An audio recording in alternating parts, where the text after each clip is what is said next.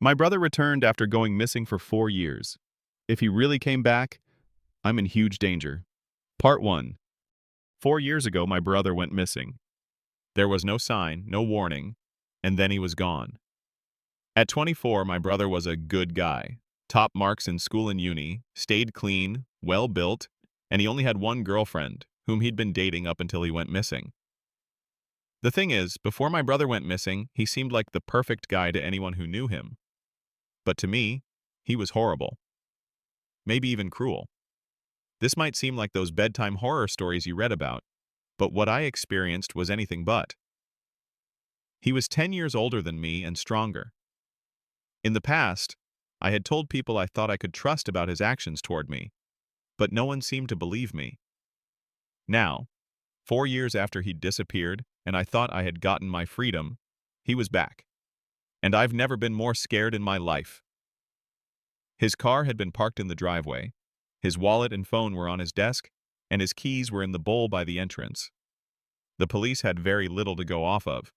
It was like my brother had simply vanished. After a year or so, everyone had given up on finding him.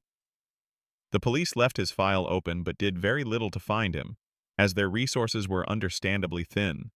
Only our mother, like any good mother, still had hope that he would be found, and she never gave up on searching for him. Everyone else knew better. I knew better, or so I thought. He showed up early one morning, dropped off at our front porch by a mysterious black sedan with tinted windows. I know this because I had just stepped out to the mailbox. But as soon as I saw the person who'd stepped off, my brain froze, as I'm sure did my heart. He walked up to me as I stood frozen in a mix of shock and dread. I could not move. I didn't know how to. We could have stood staring for minutes, but I cannot remember. What I do recall was the loud cry from our mom as she literally ran toward him. Moments later, a few neighbors had gathered. So had the police and a local newspaper company. Everyone wanted to know what had happened, how he'd gone, why he'd gone. But none of that bothered me. I wanted to know why he was back. The huge mystery came when he knew absolutely nothing. His memory cut the day he went missing and resumed the second he stepped out of the cab of the car. He thought he was still 24, and honestly, he could have been. A time skip was not one of the more outlandish theories the town had, considering everyone seemed to nod in agreement to aliens. Of course, his room was the same. My mom made sure no one touched it when he left for uni, and when he came back and then went missing, she did the same thing. She was so convinced that he would return that she allowed no one to move anything. She was devastated and heartbroken, so my dad and I just went along with it.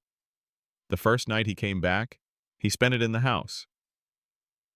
"I've always had my fun with you, but never got to finish the job, you little shit."